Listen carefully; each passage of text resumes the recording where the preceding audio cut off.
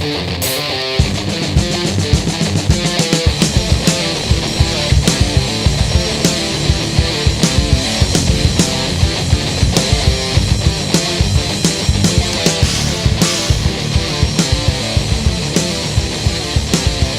in motion. This is one day at a time. Everyone has cancer, and this is where I battle mine.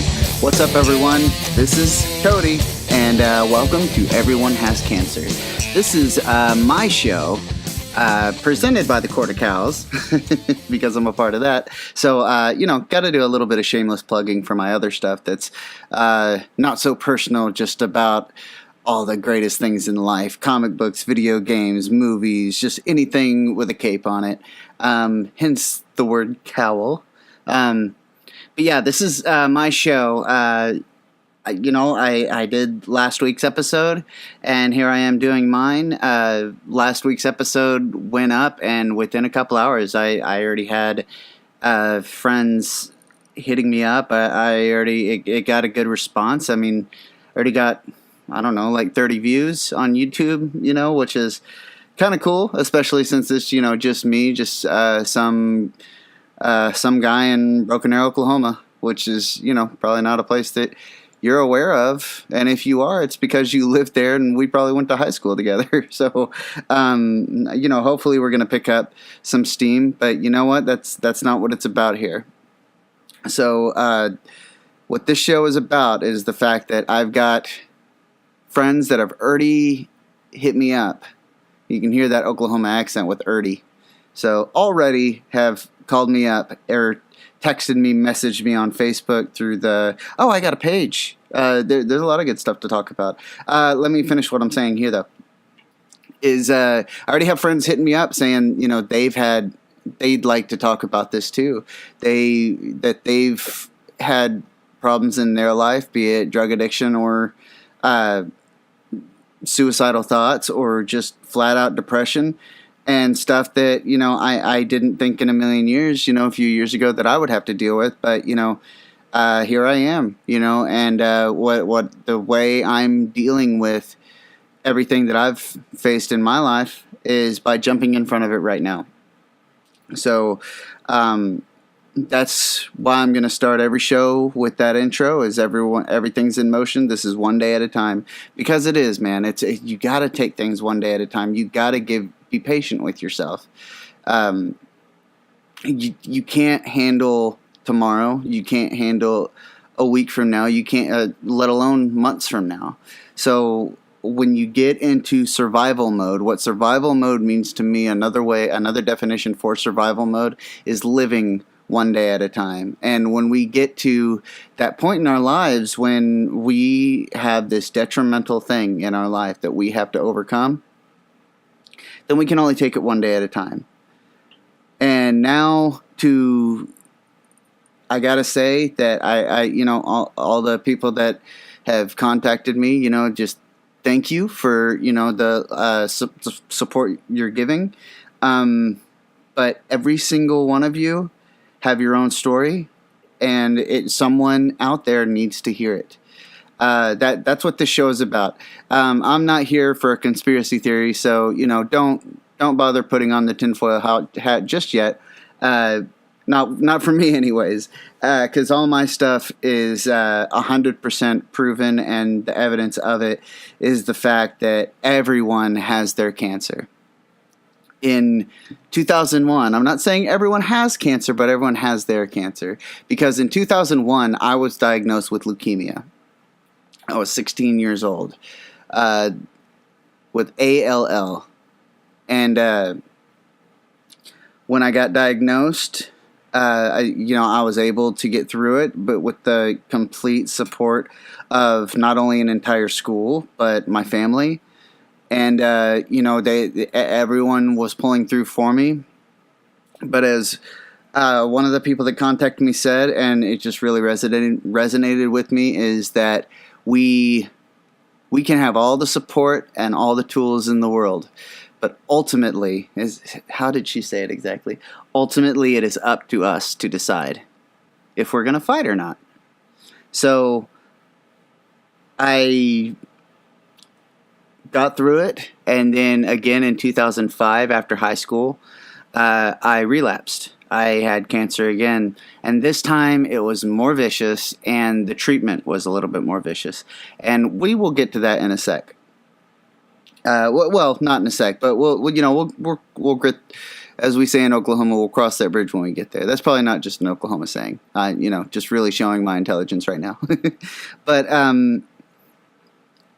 yeah, like the idea is that I've had, because of that part of my life, that doesn't define me. It's not a sign over my head, but it is something that as far as I'm concerned, as far as becoming a born again Christian, the real baptism, the real time that I was born was, well, that sounds a little silly, but in a hospital room. But it was in 2001, after the age of 16, when I was diagnosed with cancer.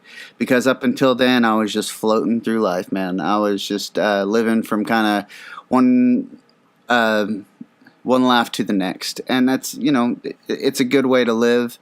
But after that, I've had so many people over the years come up to me, especially friends that I went to high school with, or, we're all up in our 30s and married, in the military, just whatever, that would come up to me and say, man, you got through that. I don't know how you got through that. You are so strong. You are so courageous, but the one thing that would always get me is some people would start, especially close friends, would start talking about whatever they're going through in life, down from a stressful situation at work, down to, having a throat cold, or, I got a buddy that's asthmatic, but not to the point where he needs a inhaler, but to the point that every single August he is going to get bronchitis. That he's got it down to a pattern, that he has it set up with a doctor that he has to take. He knows when he's going to get bronchitis, and that's when he gets it, and he's been that way his entire life. But even him, he came to me and said, well, and told me all the things he was going through, and always with the asterisk of, well, it's nothing compared to what you went through, but it was still pretty bad. And that always bugged me. That always... I hated that, because it was like they were demeaning whatever they were going through. Now, there's a big difference between cancer and bronchitis, yes, but the whole point of everyone has cancer is everyone, in my heart of hearts, I know that everyone has that thing in their life.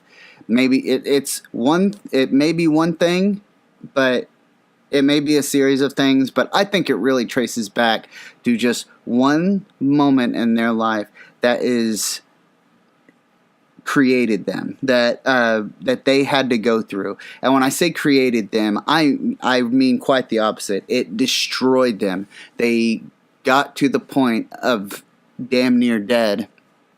And some people went a little bit further, and that's where they're at now, is that some people, where I had cancer, let me explain. So where I had cancer, maybe you had physical abuse.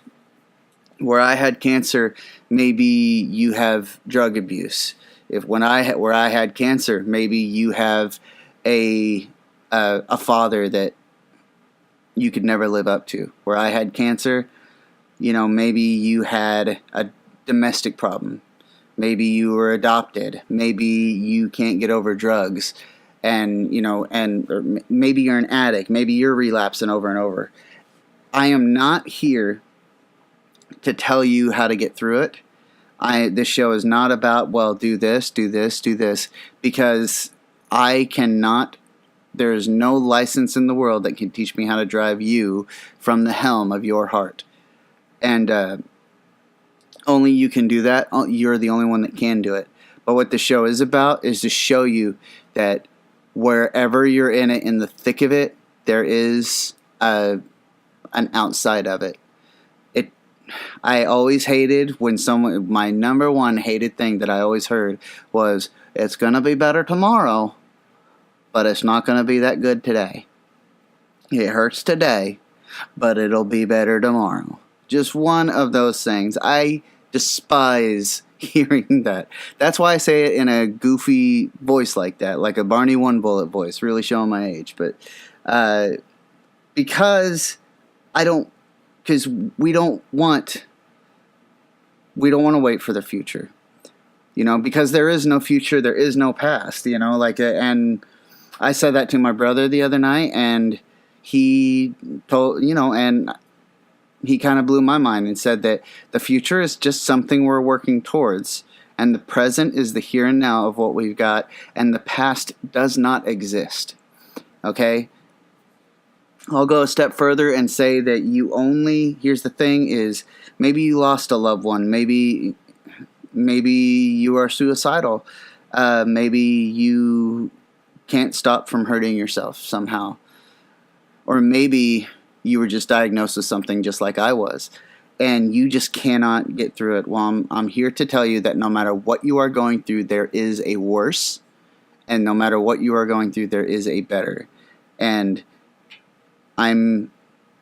you will always be able to find someone who is on the other side of it.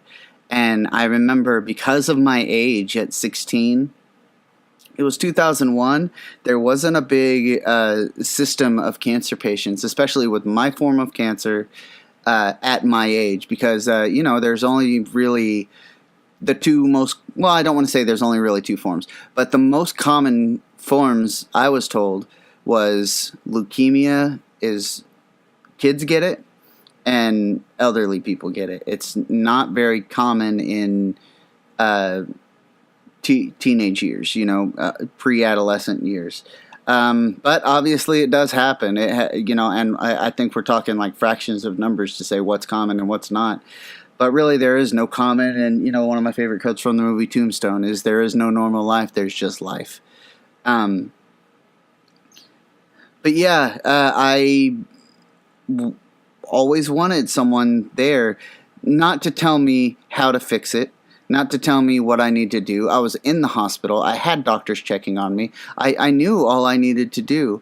What I really wanted in my heart of hearts was someone maybe 20 years old, just a little bit older than me, that had the same cancer at the same time, the same age range rather, that I had it. And I wanted to see them strong and on the other side of it. And I'll be honest, I never got that. At the time, many years later, when it was all behind me, then I got it. Because then I started finding people. I had a buddy that I worked with for a long while that I worked at one store. I'd rather not say where. But, if you know me, then more than likely you already know. But just because I'm not that bright as far as, like, all that stuff. Anyways, but yeah, I worked with a kid that was just maybe a few years younger than me. Turned out he went through the same hospital. He had Dr. K, he had Dr. Hum, and he went through the exact same procedure, but he had AML, and which is basically, because he thought he was cooler than me, he had to get the more intense version of cancer. And that's one thing you're going to be left with stuff like this, guys, is you'll find that cancer patients have a good sense of humor for cancer patients, but not really it's usually a dark sense of humor when it comes to stuff like that. But I've got a good sense of humor about it now. My buddy, my best friend in the world, PJ, he, I remember one time I was coughing, and he was in the middle of a long rant or a long story, because that's all him and I do. And I coughed. It interrupted him. And he just said, "Oh, okay, Cody, we get it. You had cancer." I thought it was hilarious. You may see that as messed up. But, oh my God. But, when you go through this stuff, you end up the best version of yourself. You end up being able to look at it from the other side. And the person that you are is not going to be the same person you are at the end of it.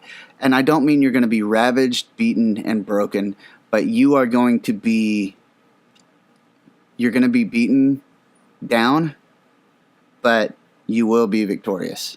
Because, and the only way, you got to listen to me here, is the only way to be victorious is if you help someone with the tools. All you have to do is tell your story. The only way for, and this is going to get real cheesy, but the only way for evil to triumph is for good men to do nothing. I used to, when I was a kid, I thought that only pertained to like Superman, Batman, good men have to stop evil. And, now I've kind of come to the revelation that the only way for evil to triumph in our hearts is if we remain silent about what we've been through. And you don't have to sit there and be fake, and I don't mean that in a bad way. There's some great speakers out there that talk about, no, I decided to be courageous. I decided to be strong. No one, when you're going through the stuff that we have all of us have been through, that is completely unique to us, our own form of cancer, none of us went through it saying, you know what, I'm strong, I'm tough, and I'm going to overcome this. If my name ain't, whatever your name is. And I'll tell you what I did, man. I've been told I'm strong. I've been told I, have this iron will, and then I have this fight and this fire in me. I laid in a bed for a few months, throwing up and crying. That's how I see it. But when someone else looks at it, they see inspiration. They see strength. They see something that gives them hope. So even if you don't think you have been through the ringer, and even if you don't think you're great at, telling a story or spinning a yarn, you don't need to be great at telling a story. You need to just tell your story. Be real, be genuine. We have an infinite number of movies, books, and stories that can kind of give us inspiration as far as good triumphing over evil, or evil winning the day because, it's a horror movie. But what we need more right now in this world is hope. And the only way you get hope isn't from someone standing there and being an icon. What we need is reality, in my opinion. We need strength only comes from looking at someone and saying, hey, look, I went through it too. Realness. My brother, he went through a divorce, man, and I remember sitting there with him and his best friend the day that it was, again, don't really want to throw anybody under the bus here, and that's, not what the show's about. So, but on the day that it was pretty obvious that we were having a divorce, my brother called me and asked me to come over right then and there. I came over, and his best friend was there. I was there, and we started talking. And he thought had no idea what to do because it was a divorce. And there are actually some people out there that would look at him and say, oh, which one? Is this your third or fourth? Or they'd say, oh, this is your first one? Yeah, the first one's always the worst. And that's not because everyone gets divorced. That's because there are people on the other side of it that have experienced it at a higher level and a higher extreme rather than you have, and have come out the other side, that have these tools about it. One person I talked to recently after I posting this last episode, or the very first episode, was telling me what we talked about suicide, and I'm going to have them on the show hopefully very, very soon. Once I figure out what the show's going to become, because I'll be honest with you guys, I'm kind of sitting in a corner in my room, just wherever I can fit this teeny tiny desk that I can't even sit like forefront at because it's kind of shoved in the corner. And when we'll cross that bridge when we get there. But she was talking about suicide. She was talking about not talking about committing it, but talking about having suicidal thoughts. And she has a whole set of tools in front of her that she just knows that she's got an issue with this, and these are the steps she's taking to make sure nothing happens. And some people, I was telling her, and we just both came to the realization, some people don't have that, and that's why they go forward with it. That's why they step out and decide that they want to go forward with the horrible act of suicide. But if they would have just seen someone that lives with this every day and has gathered the tools, and you can read books, you can go to a therapist. And I'm not saying don't take medication, because some people, we all need medication. I'm sitting here, I take antidepressants, I take anti-anxiety, and we'll get to that. But yeah, that's stuff that we need in our lives. But if we start depending on it, there's nothing that can stop the thoughts that come into our head. Like there's no pill in the world that can stop one sentence from entering your mind. A very specific sentence, a very specific question that you ask yourself. But some people out there, like the girl, I was trying to keep it unisex as far as description, but the girl I was talking to, my buddy from high school, was she has been through this, she has worked on it, and she's still going through it. But she has developed into the person she is now. She's developed into the best version of herself. The reason I call it the best version of yourself is because you have everything you need to turn around and not look at the past in regret, but look behind you and see who is going into it right then and there and think, all I wanted in the world was someone to know that I was going through this, that I feel completely alone.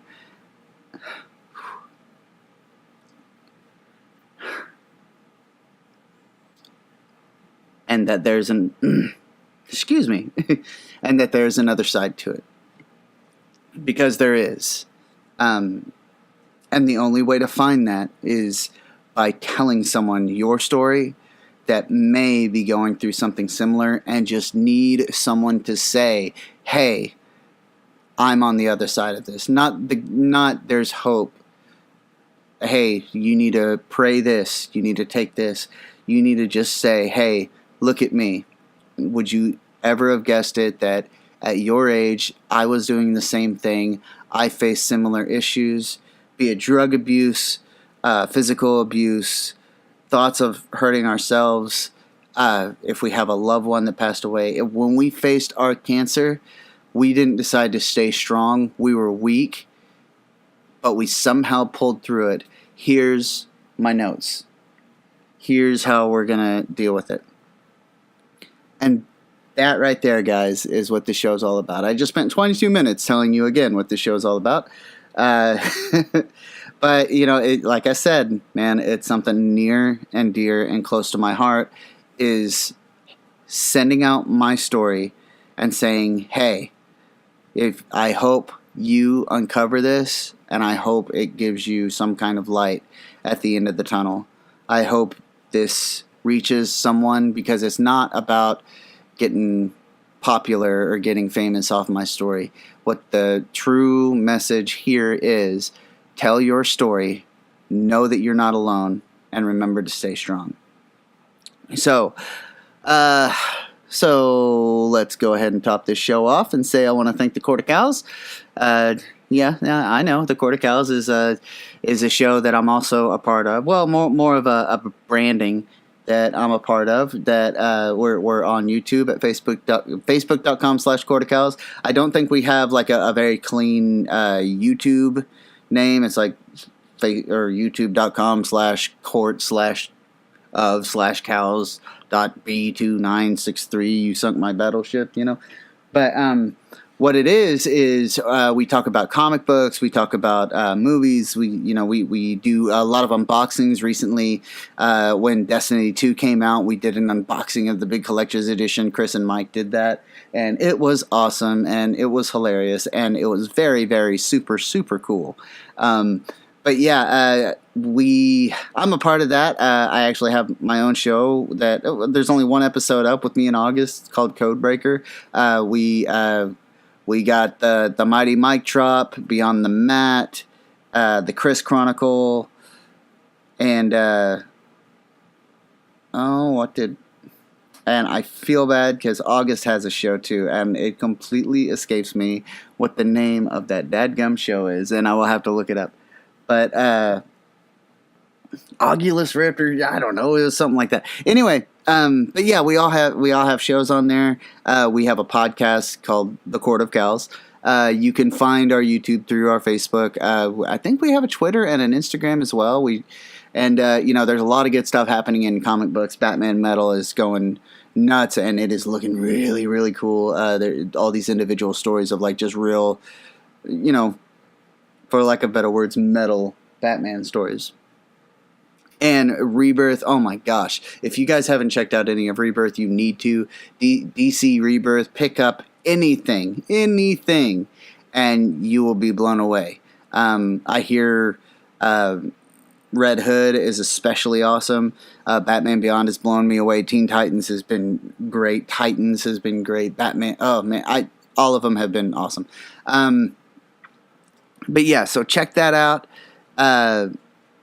Also, you've heard my resolve. You've heard what this show is about, but you need to understand that it's not always going to be a happy story. It's sometimes it's going to get a little gross, and but if you bear with me, you may find something there that is something.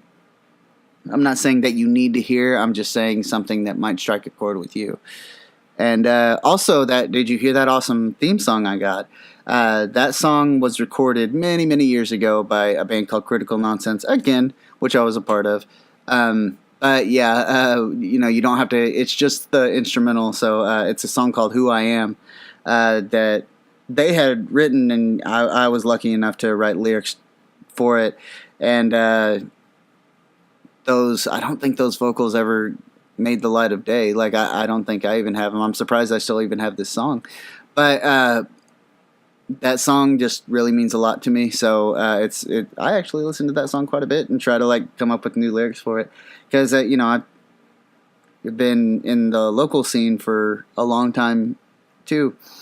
I live behind a microphone. Well, I'd like to make a living behind a microphone, and I'd like to do something that the moniker that I heard from Kevin Smith many years ago, which was, if you do what you love, then what was it? To be successful, do something. If you can figure out, what was it? If you can get paid to do something that you would do for free, then you've made it. It's something. I'm paraphrasing. But yeah, so where did we leave off last time? The last time we left off is, it took us right up to being diagnosed. So let's go ahead, and at this point in my story, we're going to go ahead and kick this thing off proper, and we're going to dive back into it.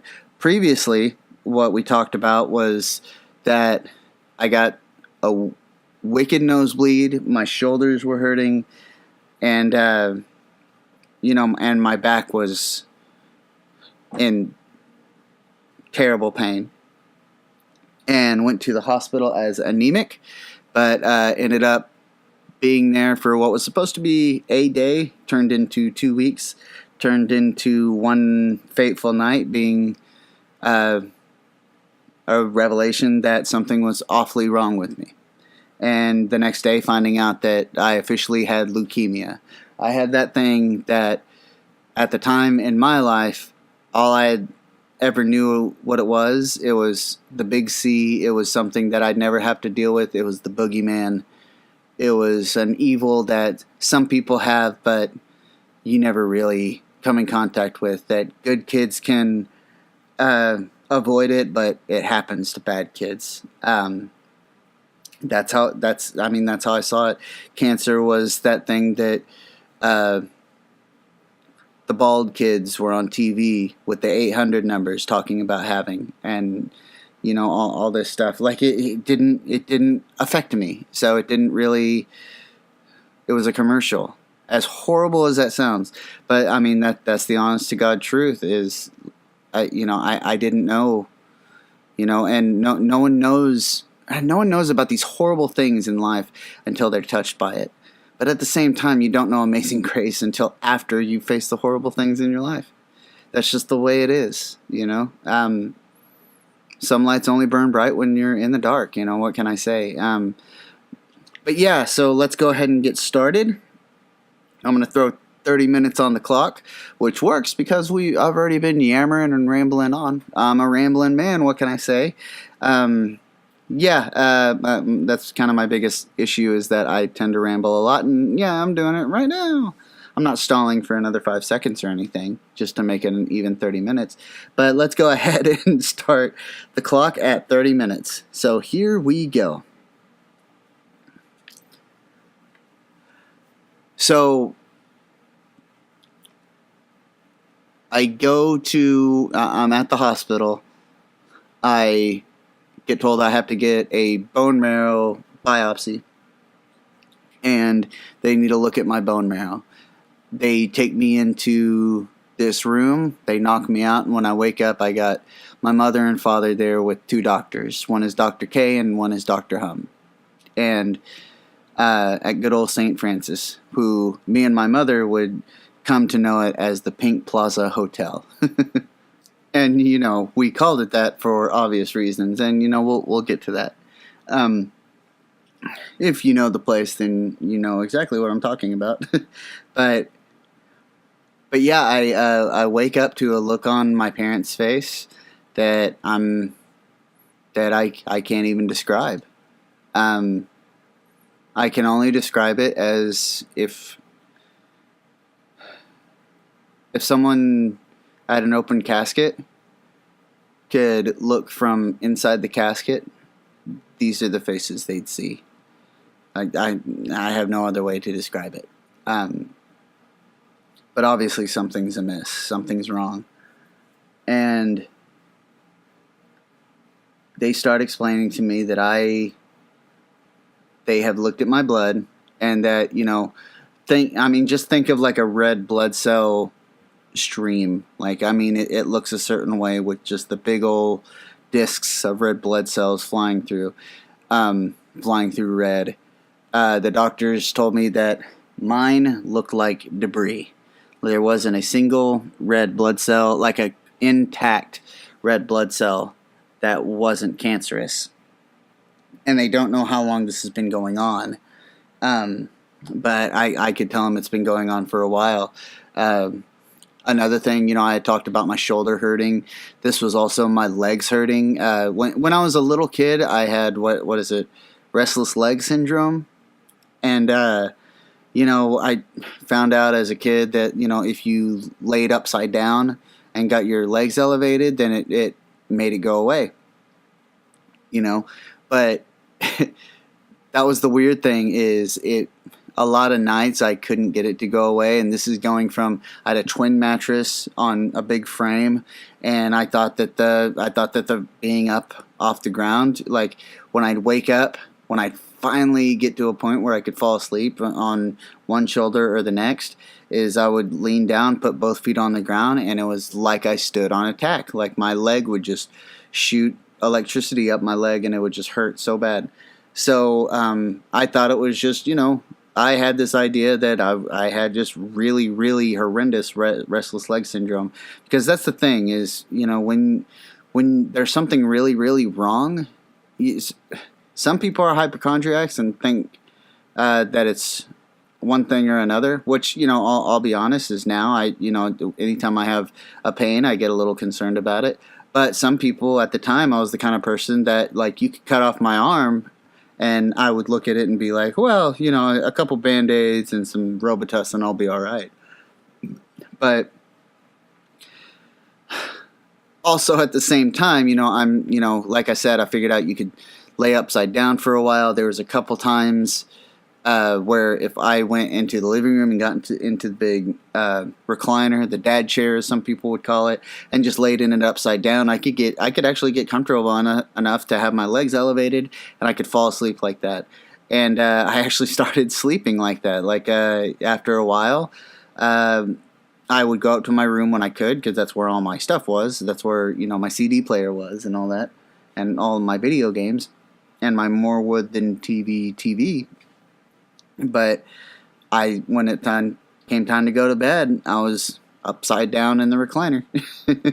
And I would sleep there, and sometimes I would be able to get up and, tired enough to go to my bed, but, I'd never stay there long. And at this point, my bed was just a mattress on the floor because, like I said, I couldn't put my feet down, but I could, if I kind of crawled out of bed, and the room was pretty long, like it had a pretty good sized room. And, I kind of never went without, like I always had a big bedroom growing up. And, but yeah, I'd be able to like crawl over to the couch and just sit there until, my legs stopped hurting, until my back started hurting horribly. Like I brought it up at the party and all that stuff.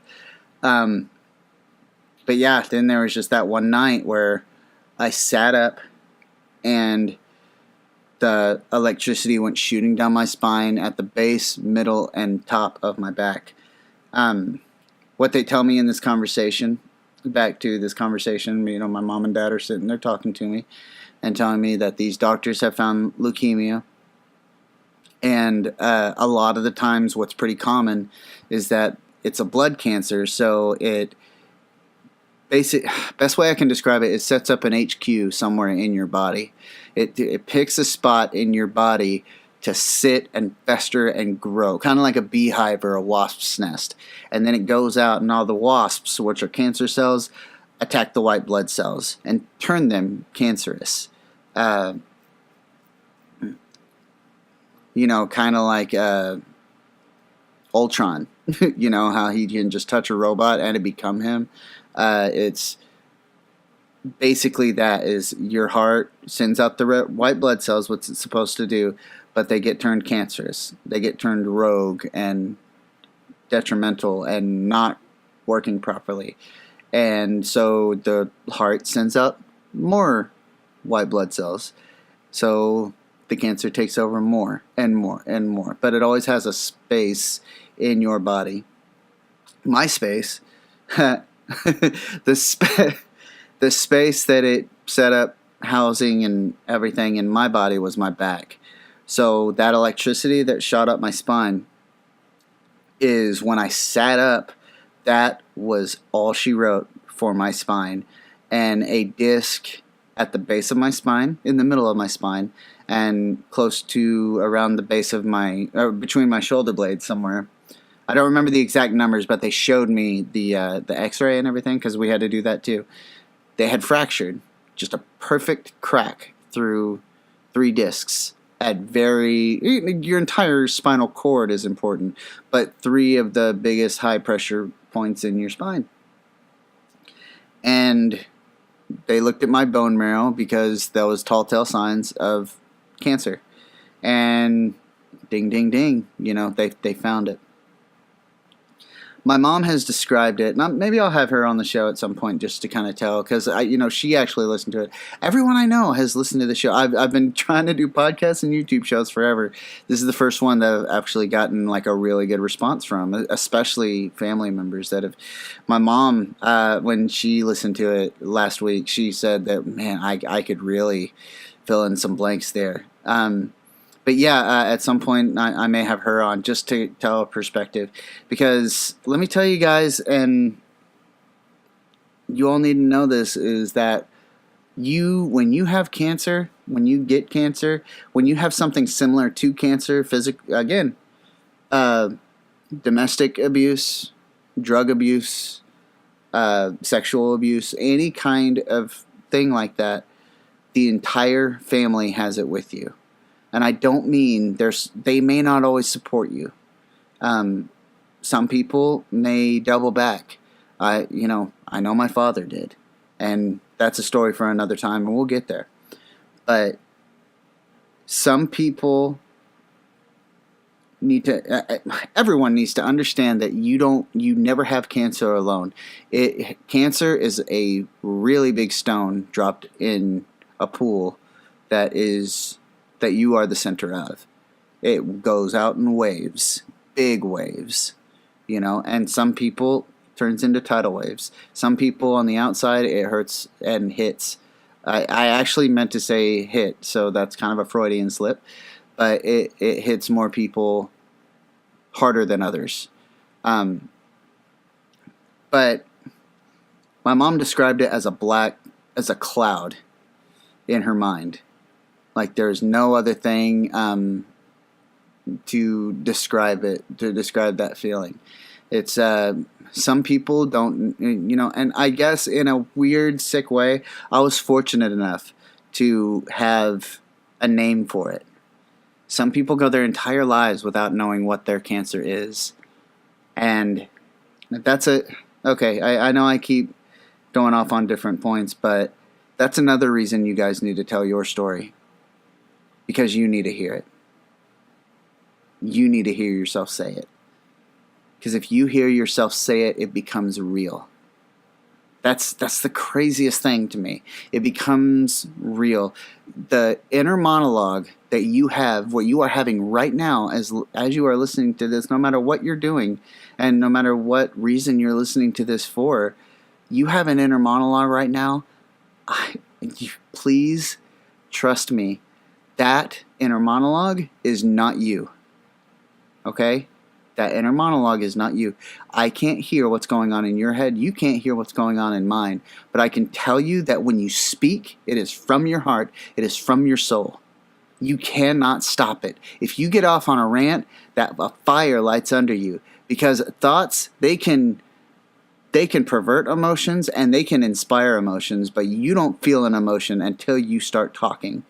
Just look at, you can be mad at someone, but you don't get furious until you start talking about it, until you confront that person. If you have the strength to confront them. That is why we talk crap about other people. That is why we get angry when we get passionate. We get ourselves hot, as my buddy Britton used to say. You get hot, But the fire is in your soul. The fire is in your gut. It's in your heart. What's going on in your head, especially right now, is not you. The real you needs to hear your voice. Okay? You need to hear your voice. You need to hear how you really feel about it. Not your rationale. Not the way you think about it. You need to hear how you really feel about it. Because when you start talking, even if you're the only freaking person in the room, you are going to find out something about yourself, and you are going to blow yourself away. You are going to say something that lights a fire. Listen to my voice right now. You hear this passion? You hear where I'm going with this? I'm getting energetic. I'm getting fired up. I'm not getting angry, but I'm getting fired up. Because if I just sat in my head, then none of this gets out. No one can tell your story but you, okay? Everyone is going to talk about how they related to your story. Everyone is going to talk about how courageous and strong I am to my face because they saw the little things. But what they didn't see is the coldness of an x-ray bed, the sincerity of a doctor that came into work to a place that now I've taken up residence. They can tell me how strong I am, but they'll never understand that I need white noise to go to sleep because I'm used to hearing an IV pull motor. So that there's some stuff you can't teach. It's like on Good Will Hunting. You can't, you ask about war. You could probably quote me some Shakespeare. Once more into the breach, dear friends, but you've never been close to one.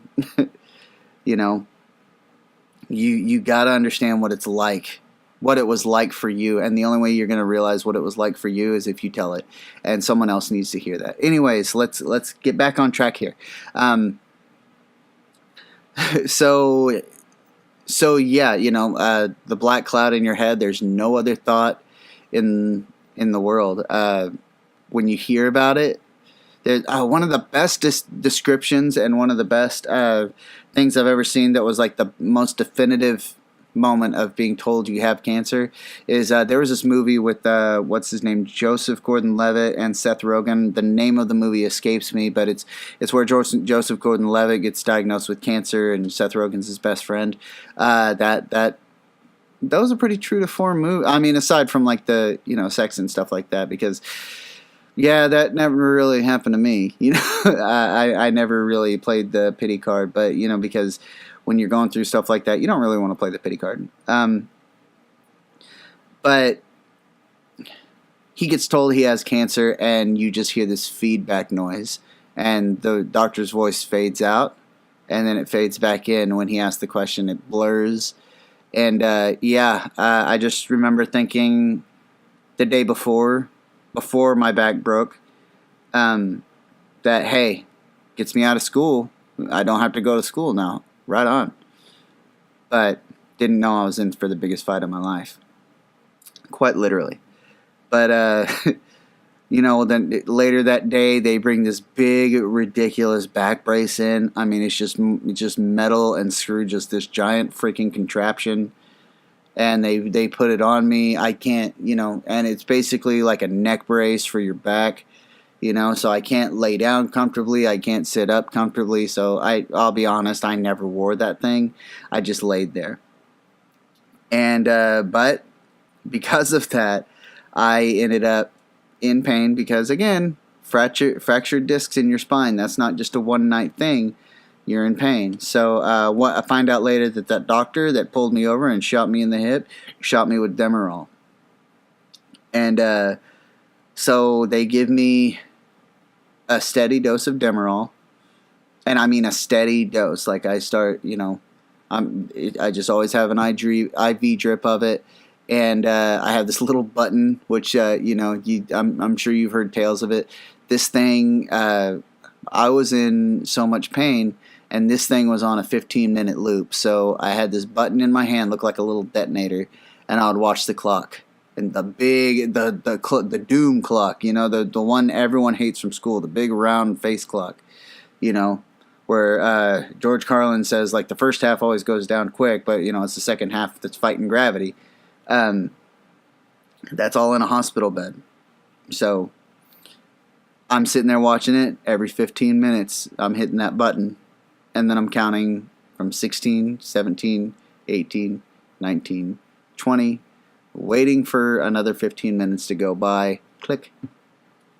Right at 14 minutes and 45 seconds, there is nothing more attentive than me and the second hand. Click. Click, click. Watching movies all day.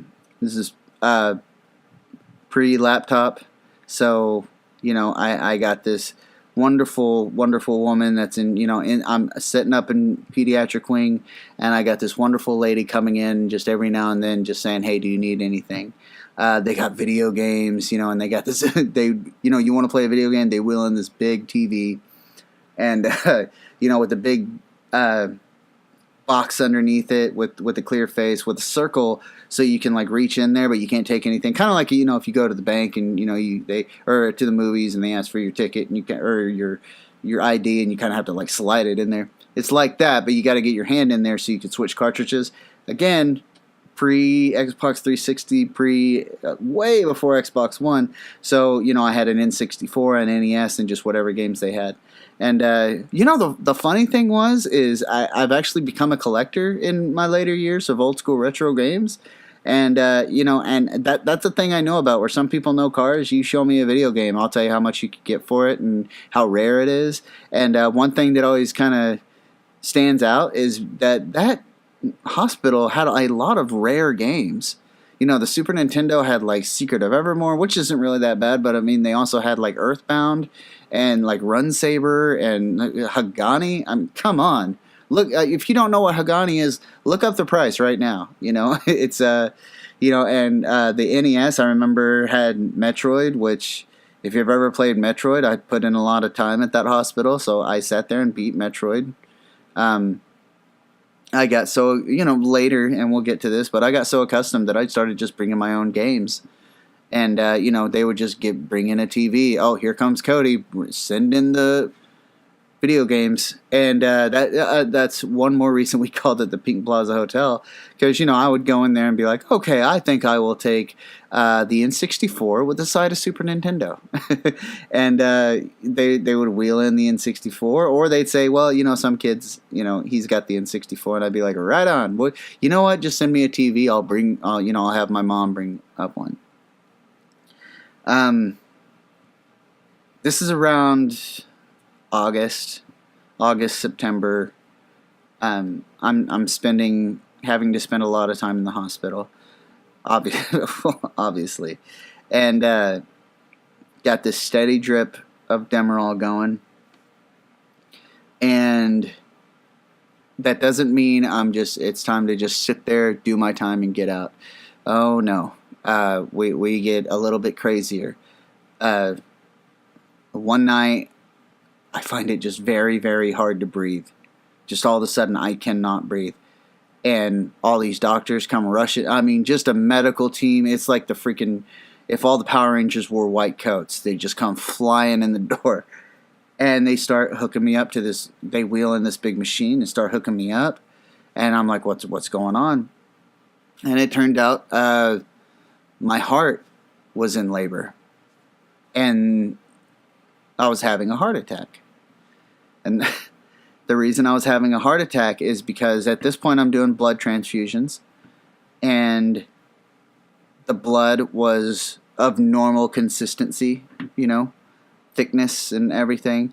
But my heart had been pumping such cancerous, weak blood for so long that my heart is a muscle. Your heart's a muscle.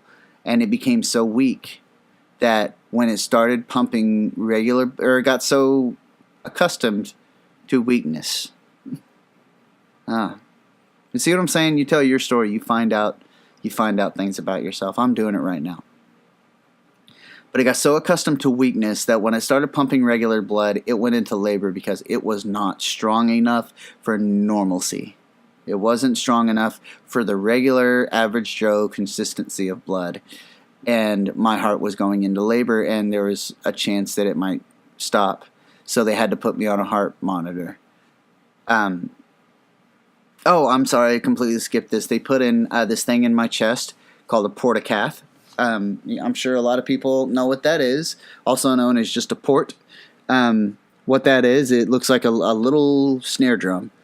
And, they don't want to poke your veins because you are going to get poked a lot with different IVs. You have to get your blood drawn regularly. You have to get tested every single day for different illnesses that might arise. You got to get pumped full of antibiotics, Benadryl. Oh man, you had to get pumped full of all sorts of stuff. So they didn't want to leave you with track marks, So what they do is they put this little drum in your chest with a string on it, a straw rather, and this straw is connected to an artery in your heart. So whatever medicine you get goes directly to your heart and then flows out to the rest of your body. And oh my gosh, you haven't had Benadryl till you've had it through a portacath. We're talking. You take it, you're out. I mean, instantly. But yeah, so I already have this drum in my body with the little butterfly needle. Look that up as well. Where they just poke it in there and just a big old steri strip over it. And, but then my heart goes into labor. So they send me this big machine, hook me all up, but this little IV thing, or this little blood pressure thing on I think it was on my finger, but I was so messed up on Demerol that I just kept taking stuff off so I could sleep. And so they ended up just strapping it onto my toe. That way I couldn't take it off. They were worried about me running out of oxygen because, my heart was going into labor. So I had this big oxygen thing over my nose and over my ears. I don't know what that's called, but I had that. I vaguely remember having this because you got to understand that through all this, at this point, I'm pretty messed up on Demerol that everything becomes a blur. And, so it's almost like being in a coma. I'm just kind of in and out. At one point they came rushing in because of the amount of medication they were giving me and, the healthiness of my liver. Cause obviously everything goes through your liver, man. So, any kind of medication you take, anything that goes in your mouth and gets swallowed goes through the freaking liver. I don't know if that's medically accurate, but basically my liver started shutting down. So we had to hook me up to another machine. Then my kidneys couldn't process the chemotherapy. Everything was so weak from pushing weak blood. So now my I don't want to say which one it was because I don't know. But one of my kidneys started shutting down. I mean, it just kind of went from one thing to another to another. And, but it was all okay because I was on Demerol. And, it was basically like being drunk the entire time. So but because of that, there were some goofy events that happened. I had, they had to give, you can't really take a shower and cover up all these machine things that they have to have on you. So they just start giving you a sponge bath. So at one point, just in kind of my medical stupor, I decided it would be a good idea to just hang out naked. And then I just stopped wearing clothes altogether because, they were going to make me get naked and then put clothes back on. And why do that? And, we're all friends here. They're all nurses and they're all experts. So, just throw the blanket over me. A lot, I had some moments that I actually laugh about. I actually remember this one is that I had this preacher came from Rhema. Rhema Church is big in Tulsa, or Broken Arrow. So maybe know what I'm talking about, maybe not. But this preacher came from there to minister to me because, they have you do that a lot. And they ask if you're Catholic, and to see if you want to have a priest come in. They, ask you. And I've always and will ever be non-denominational Christian or just Christian because having a relationship with God that's your definition of Christianity. Not going to get political, just saying. And, but I had this, I vaguely remember my mom telling me, hey, there's this preacher coming in, so maybe you should get dressed. And I was just like, right on, preacher, awesome, he blesses babies, what has he not seen? I'm sorry, but once you have cancer, kind of, you shouldn't have to wear clothes, I guess. It was just my way of thinking. And I was just like, right on, and just went back to watching TV, just in the buff, just as God made me. And, but I was really nervous about, I can't believe I'm going to say this. I was really nervous about the preacher coming because he was going to make me talk. And I was totally convinced that my nose had got up and left. I didn't see it just get off my face, but so messed up on Demerol that I was just convinced. I remember thinking, man, I hope he doesn't ask me to talk because I'm going to sound really, really weird. I don't have a nose, like some doctor came in and was like, got your nose. And I was like, holy crap, you magic man. And, and just never gave it back, or something, and I remember the preacher coming in. I wouldn't get dressed, so my mom just kind of tucked me into the bed and I remember the preacher, I don't remember his face, but I remember him reaching out to shake my hand, and I reach my hand up to shake his, and I just remember my hand in my eyes just disappears. Just completely disappears. Like it's just a stump. So I look down. Oh, there's my alarm. We'll go a little bit further. But I look down and I see the stump, and so I just lower my hand.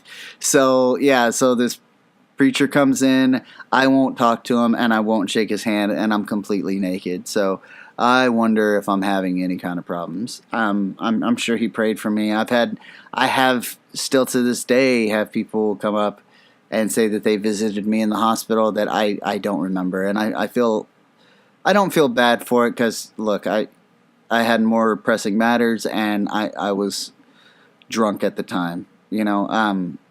I do vaguely remember a few that came in. Oh man, this guy Tim, just a goofy kid, just from my little band of rejects, just one of the black sheep.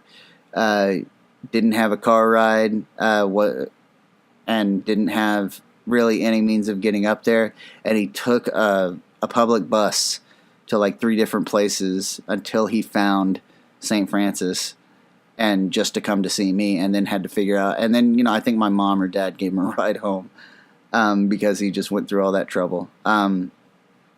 I had friends that like I didn't know were my friends, really, and just acquaintances, come up and talk to me constantly. The one that stuck with me though is, like I said, when my parents were telling me I had cancer, when the news dropped and they were explaining it to me, it didn't hit me. So I'm really doubling back right now because I just realized I know we're right at an hour, but there's one thing I forgot to mention and it's kind of important. Um, when they told me, it didn't, the reality didn't set in. I just said, okay, yeah, right on, yeah, all right, let's do this. Now we know what we got, so let's. I couldn't process it. I didn't understand it. I didn't. It didn't get to me until that night. That night, my mom stayed there, and she would end up staying with me every step of the way. She never left my side. The only time she left my side is when she was so ragged that she could barely stand and had to get some sleep or had to go take a shower and wash up and all that. But she had a bed right next to me. And I fell asleep that night, and I woke up in the middle of the night. Just pitch black room. I woke up because of the IV beeping. And I don't know why. I don't know when I was. I just knew I had no clue where I was. I thought I had woken up in my bed at home and I wasn't hurting anymore. I thought that it was all just a bad dream. And then I realized I wasn't in my bed, that I had these cables hooked up to me. It's just all, I don't know how to explain it. It all deleted, like all of it. I didn't know where I was, what I was doing there, and I thought, no, that was all, that none of that happened. That didn't exist, I just had this horrible, horrible dream that lasted my whole last couple of years, and now it was over and it was time to get up and go to school, and get back to my little band of goth kids. But I was hooked up to this machine. I was in this room. The ground was cold. I had blankets on me that I did not recognize. And I had that motor of the IV going off. And I remember waking up and being so scared and started just talking and saying, where, oh my God, where am I? What is this? What's going on? And I hear my mom say my name, and she says, Cody. And I said, Mom, where are you? I can't see you. Where are we? Is everything okay? And I was just so, like, it all just hit me, man. I was so scared and it dawned on me what was going on, what I was going to do, what I had to do. And she wakes up, calls the nurse, and then her and the nurse sit down and re-explain everything. And that it wasn't until then that it really dawned on me that it's a very real thing. That I was going to be one of those bald kids. I may not be on commercials, man, but I would come to find out that those kids younger, obviously I was 16. I had kids younger than me, stronger than me, more intelligent than me, more courageous, was the strength of their whole family. Little girls that were just bald as bald could be, just little Xaviers walking around, but so strong and laughing, had the nerve to laugh and enjoy themselves at this place on a pediatric wing for oncology, and they were just sitting there laughing with mom or laughing with dad, bald as bald can be, sitting in a wheelchair, hanging on, walking out with their with their IV pole. Some of the little girls would have like little knickknacks on it and ribbons and stuff. I remember one kid had like a Superman flag at the top of his, and because it was his little flagpole, and they were my people. But I would come to find out that I had a really bad, had the heart problem, which led to a kidney problem and a liver problem. So I'm hooked up to all these machines, and it's all okay because I have a steady flow of Demerol coming in. But it's not until after the first month that we come to find out that I only have 2 allergies in my life. One is onions. That's the fun one. And 2 is Demerol. So I'm pumped full of a medicine that I am highly allergic to and had no idea. And that, my friends, is what we will talk about next time. That's right. I'm gonna leave you on the cliffhanger because I'll be honest, it's already been an hour and a half, and I'm kind of shocked that I got another hour of you guys. So thank you for sticking around. Be sure to like, share, and subscribe. Be sure to stay strong. Be sure to be there. Just show up. Tell your story. Because it's not for you. Or it's not just for everyone else to hear. People are going to hear it, and some of them are just going to be like, wow, they've been through a lot. Some people are going to hear it and say, I needed that. And there's going to be one person that's going to hear your story and understand completely and understand you at a higher level. And that person is you. You're going to get it. That's the big theme of this episode, is you are going to understand yourself. And doing all this, telling your story, telling what you've been through, isn't just saying, woe is me. It's standing there firm and saying, you know what, after all that, I'm still here. I can't say I did it the most courageous way. I can't say that it has been easy. I can't say I went through it all because I wanted to. No one goes through this crap because they want to. Nobody deserves what they go through. And there's another quote for you.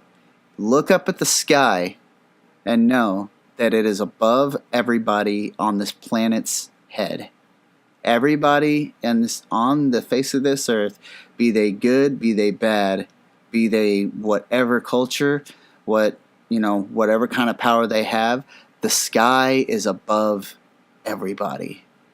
Don't you ever expect anything in existence to be more fair than that. That is the only thing fair. Fair does not exist. We go through the things we go through so we can overcome them. The reason I have been told that that I am strong, that I went through cancer, is because I was the only one that could beat it. Because if someone else would have gone through it, maybe they couldn't. You went through drug abuse. Maybe you thought it was your own choice and it got out of hand. But really, it gave you the perfect opportunity to become strong and to become a light for somebody else and to become a light for yourself. You have no idea how cleansing this is to tell you guys all this, to let this all out, because I'm hearing myself say it for the first time, and it's meaning the world to me. And I've only been 2 episodes in. I don't care how many views I get. I don't care if this goes anywhere. But all I know is that I don't need 30 views. I don't need 500 views. I don't need 2 views. I need 1. And that 1 is the one that it touches. That's all I need. I need that one that it touches. So, that's my story so far of my battles and my wars. I hope my story helps you. Now go help someone with yours.